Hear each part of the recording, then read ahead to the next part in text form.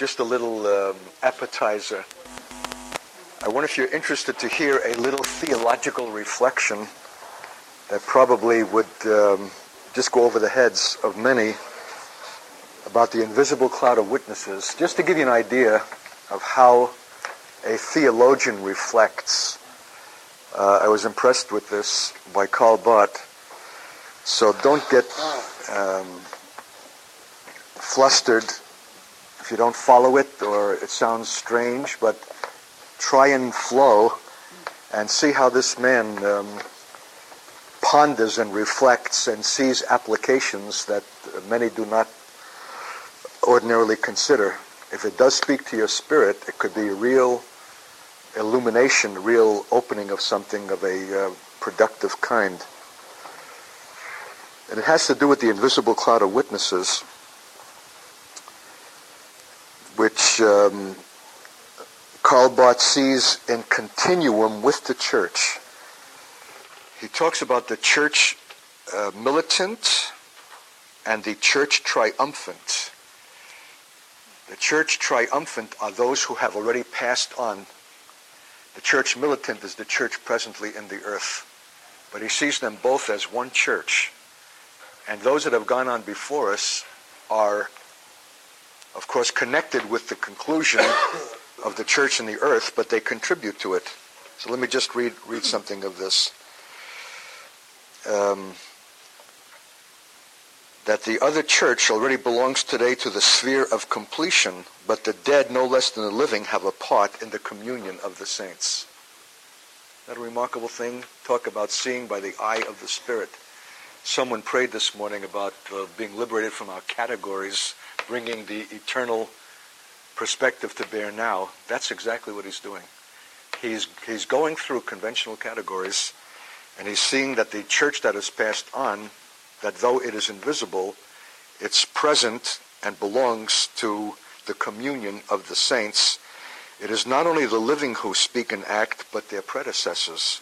Their words, their works, their history does not end with their departure, but on their departure, often only then enters its decisive stage among their successors. You know who I gave this to?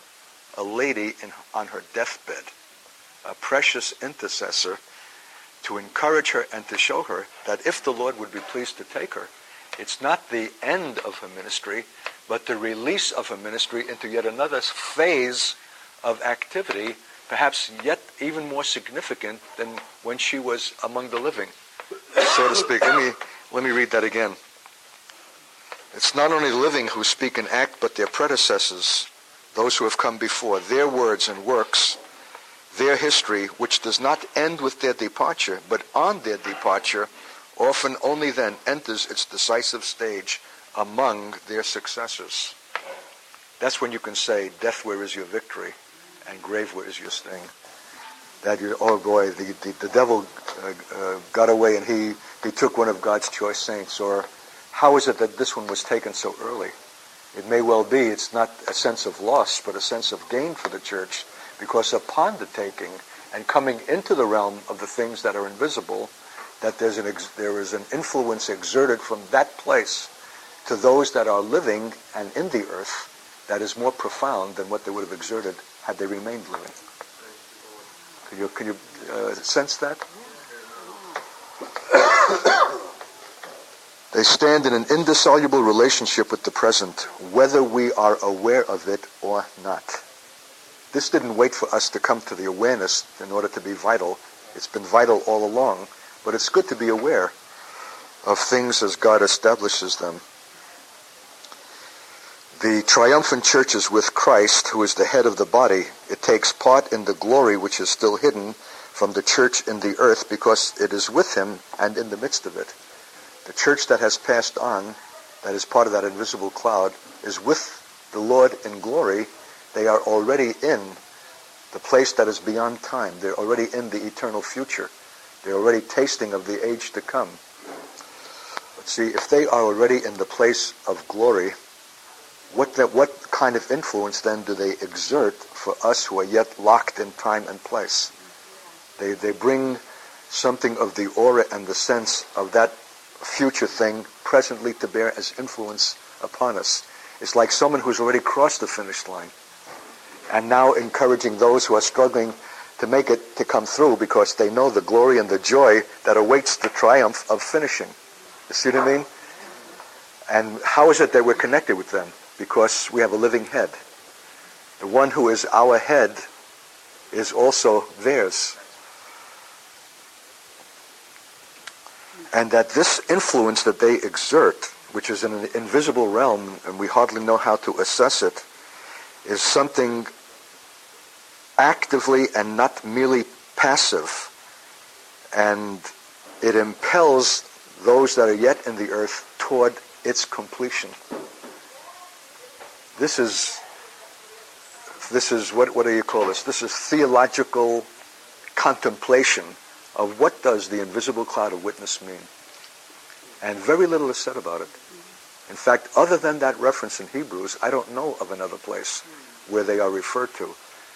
But that's enough to suggest that there's a realm there that is real. And this is a theological reflection on that little bit given in Scripture about what it might mean. That presence impels towards completion those that are yet in the earth. This means that a saint who is taken is not lost to the purposes of God, but rather continues from another sphere to be engaged in his purposes, even or at least as significantly as before. That means the devil can't win.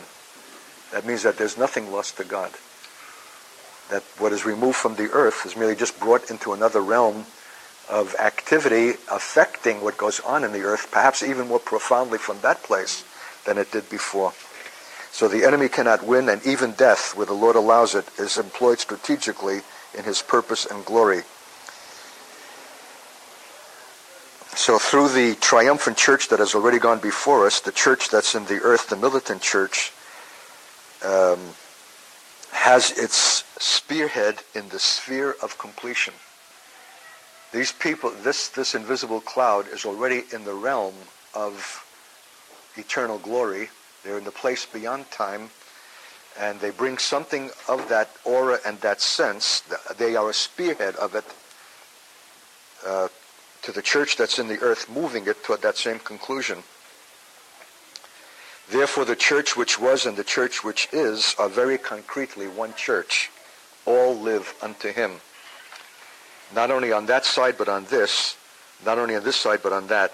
And because they all live unto him, they are one community. This is a remarkable way of seeing. And all of that is a preparation now for a shifting of gears to introduce the subject of Israel. For the same reason, the people of Israel in its whole history and the Christian church are two forms and aspects of one inseparable community. First, he talks about the invisible cloud of witnesses, the church triumphant, being related to the church militant in the earth as one community. And then he shifts gears and says, if that's true of that, then it's also true that Israel and the church are in God's sight one community. Two forms and aspects, but one inseparable community in which Jesus Christ has his earthly historical form of existence, by which he is attested to the whole world, by which the whole world is summoned to faith in him. Just take that last phrase. By which the whole world is summoned to faith in him. In other words, until there's a consciousness that the church is one community with Israel, and Israel is conscious of its connection with the church, that the world cannot be summoned rightly to faith in him. That there's a release of the reality of himself in a fullness and a power that comes when this inseparable community recognizes itself as being the same community and joined to the same head. For the one, it's the Messiah to come. For the other, it's the present Lord, but it's the same head. See what joins the two as one community? The same thing that joins the invisible cloud of witnesses with the church in the earth, one head. The Lord stands like the pivot and the joining of the things invisible and the things present, of the nation Israel that does not yet recognize him and the church who does. But whether it's recognized by man or not, the truth and the reality of it still prevail. But when the recognition comes, there could be something of the release of the power that summons the world to faith in him. He himself is the one person, the crucified Messiah of Israel, who as such is the secret Lord of the church, the risen Lord, and as such also is the Messiah of Israel. So on the one hand there is the promise, on the other its fulfillment. In its form as Israel, the community is still identified with the nation, the Commonwealth of Israel. Does the church no longer know the beginning? Does Israel not know of its consummation? I'm not doing justice to this, but here's the inseparable community that does not recognize itself belonging to each other. Mm-hmm. What is the church but those who were far off, without hope in the world and without God, who have been brought nigh by the blood of the Messiah into the Commonwealth of Israel? Israel does not recognize the church as being that, and the church itself does not see itself as being that. And that's why there's been a sense of independence and separation of these two entities, the church and Israel, that is contrary to the way that God himself sees them. So he's raising the question, does the church no longer know the beginning? Does it not know what it's derived from and what it's related to and what it has been brought into? And then the question is to Israel, does Israel not know of its consummation? Does it not know that this church is something given by God to bring it to a place of God's intention? Not that it has been fulfilled, but it is the one history. It is the bow of the one covenant which stretches over the whole. It is therefore essential to the church from the very beginning, and it always will be, to represent this unity in itself and to exist in it. I wrote consciously. The church needs to see the identity with Israel in a way that has not recognized it, because it has been competitive and even a deterrent to Israel. Doesn't recognize its connectedness, and when it's most arrogant and conceited, it sees itself even as Israel's replacement.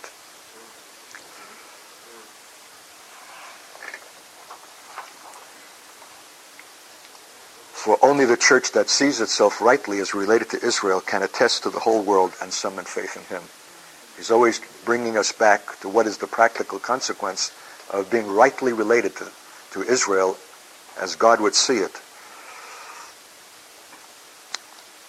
I wrote some remarks in here myself. Has the church in Germany seen that?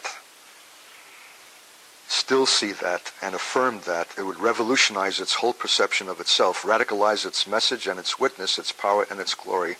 Is it not for the want of this that we languish and grope for panaceas and fads and gimmicks, because we sense that something is wanting and something is lacking? To deny this unity would to be deny Jesus Christ himself as the attestation of the one work and the one revelation of the one God.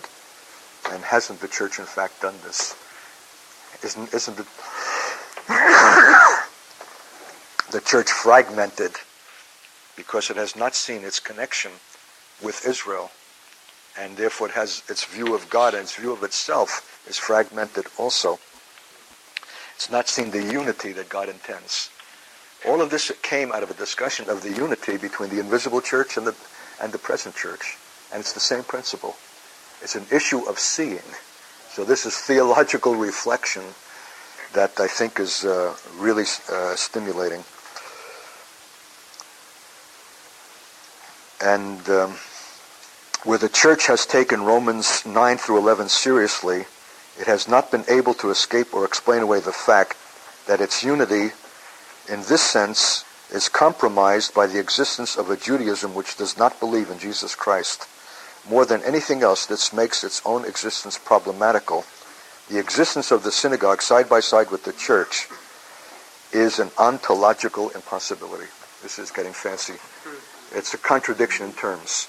If these are unities that God intended, then the very existence of a synagogue as a separate religious institution from the church down the block is a contradiction in terms. It's a wound. It's a grievous statement that both the church and Israel have not seen their unity and their connectedness. And because it has not seen it, it makes its own existence problematical. The church is not the church until it really sees its relationship with Israel. And that he calls this a wound, a gaping hole in the body of Christ, something which is quite intolerable. We have not seen and anguished over this, and therefore we have allowed a kind of pluralism into the world. This is my own comments that I'm adding.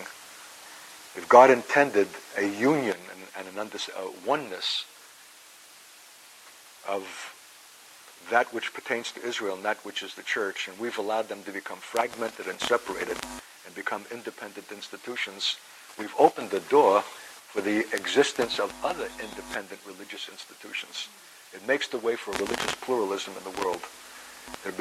There are consequences set in motion because we have not seen what God intends that we should have seen about the relationship between the church and Israel. And so he's saying the very allowance of the synagogue is a contradiction, as if it has a valid existence independent from and other than the church. When they have the same head, they are related to the same God, the same Messiah is the anticipation for the one and the Lord over the other.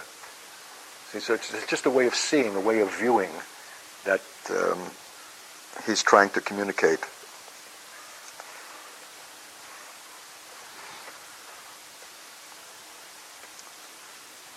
If we have not been serious in this, have we been serious in anything, is my own question. The decisive question is not what the Jewish synagogue can be without him, but what the church is as long as it allows a separate, hostile, and alien Israel. Jewish missions is not the right word for the call to remove this breach. It's not enough just to talk about Jews being saved. This is a much deeper question. This is the bringing together authentically the union that God himself intended from the first.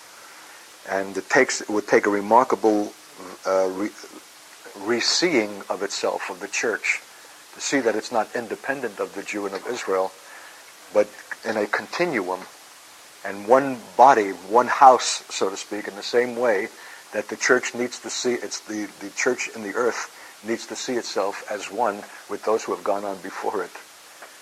Again, a matter of seeing. And you're not going to solve this by just talking about a mission to the Jews. It's something much more than an evangelistic thing that's required. It's a radical bringing together of what is now something broken and disjointed.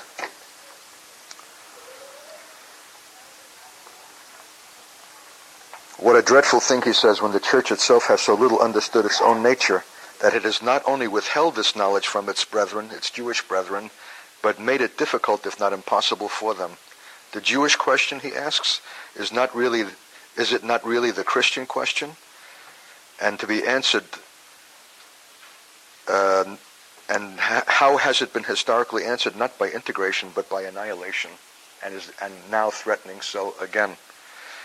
This is so necessary for the church's own understanding of itself, calculated to save it from triumphalism through humbling, not only to affect its witness to the Jew, but everyone.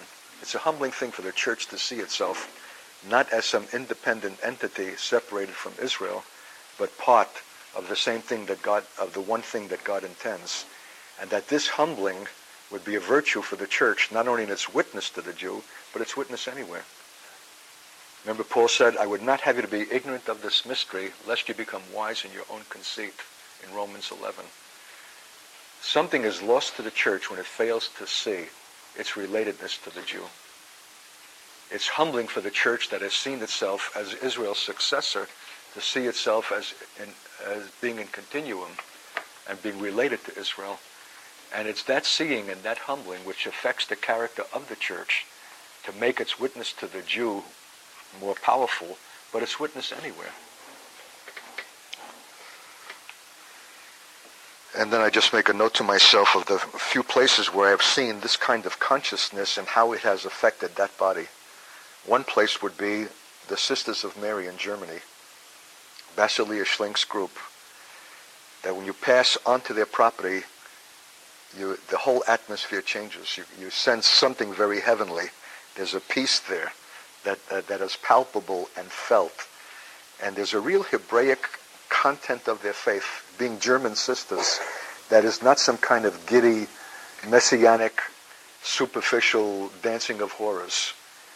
It's not trying to be Jewish kind of a thing, but because of their deep spiritual apprehension of the mystery of Israel and the connectedness of the church that has grown out of Israel and is God's instrument to bring Israel again to himself, and being one in God's sight, that it affects the very character of that work, of those women, of that place, that it's actually felt in their atmosphere.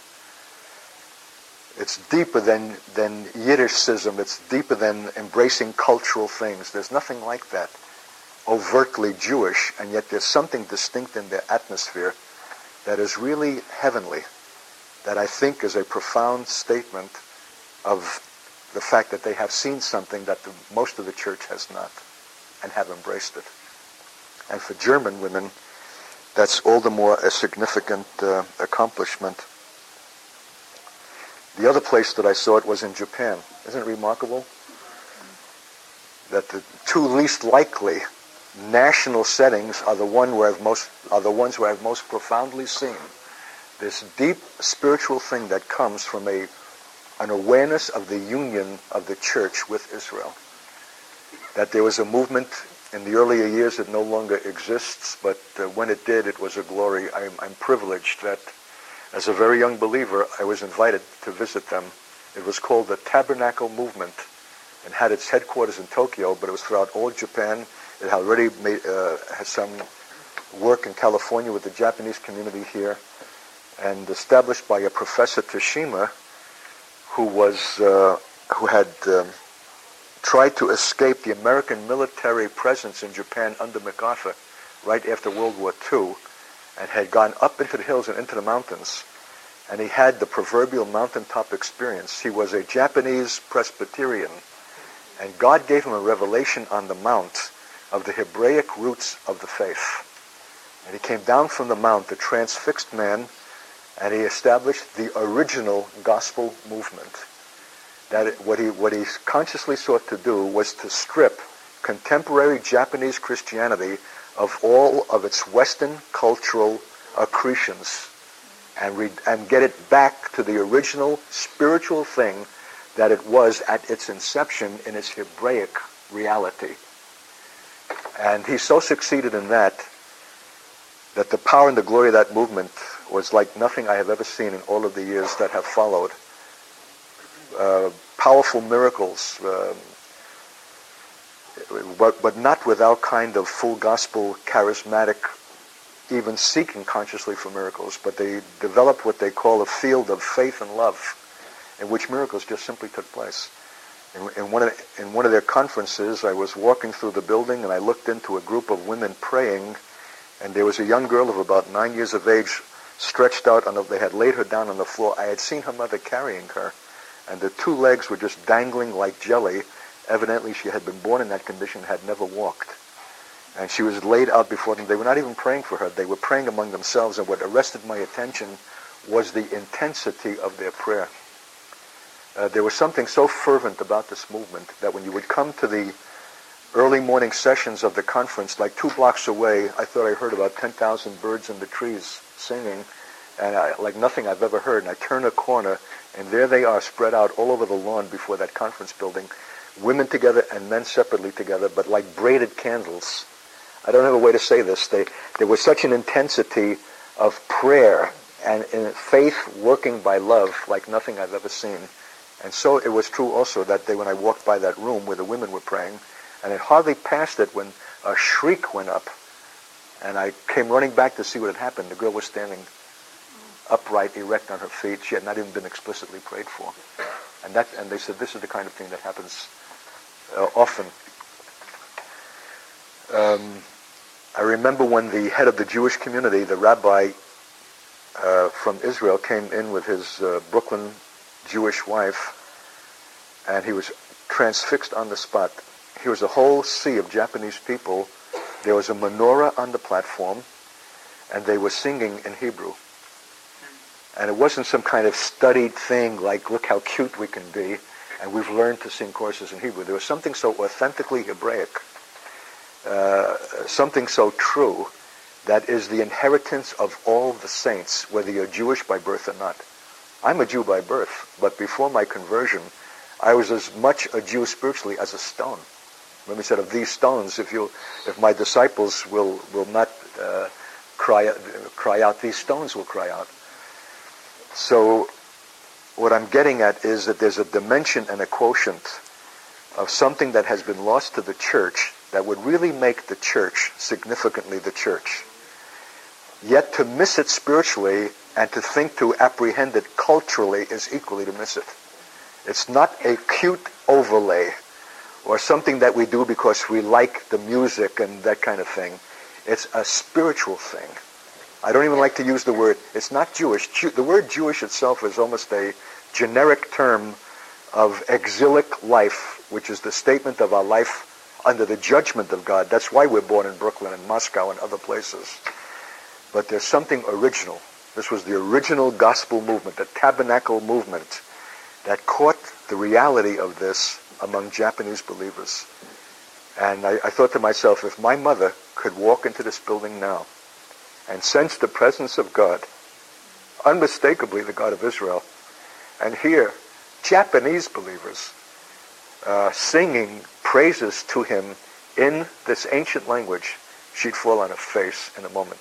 That all of my futile efforts over 20 or more years to persuade her being in vain, this unspoken demonstration of this reality would have dissolved her on the spot. I think that this is what this German theologian is feeling for. And I thought it worthwhile enough to share with you.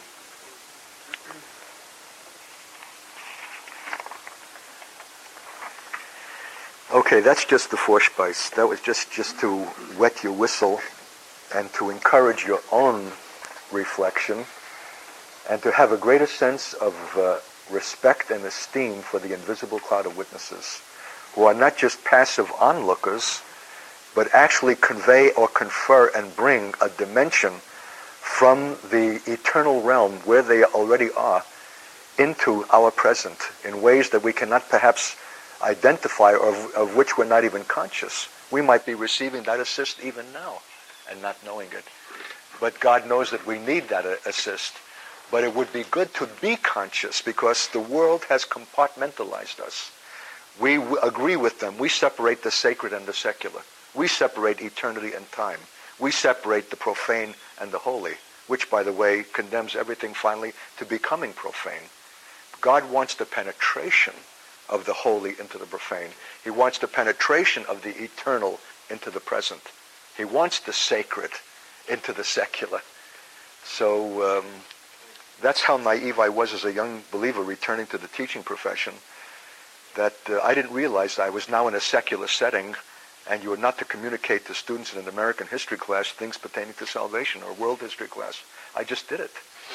Where do you draw the line? Where do you say that this is a subject matter?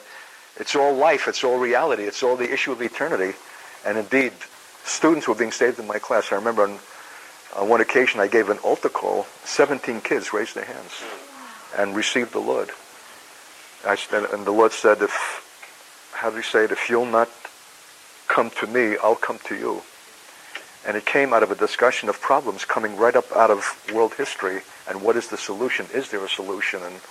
And the cry and the need for God and the redemption and do we know him? And remember when we talked about the history of Israel and they performed sacrifice and then I picked up Isaiah 53 and I read it and ended up giving an invitation. Or I give a review for the end of the year and we come to the 20th century having surveyed world history from its inception and I have a great question mark on the blackboard: atomic annihilation, cultural collapse, moral decay. And I would say to the students, I wish I could end the year on an encouraging note and say that I have hope, perhaps moral decay.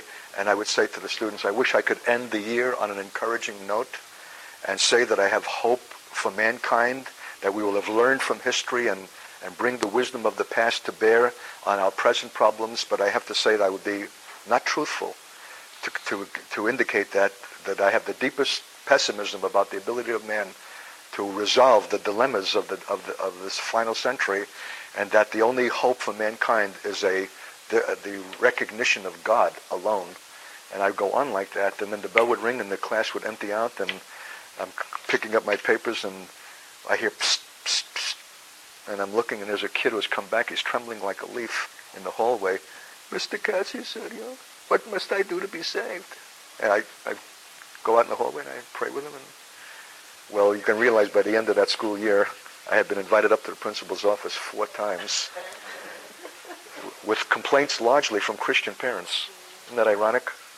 That their kids were getting so radicalized that the parents were afraid that they were not going to go on to college and to split-level successes, and that...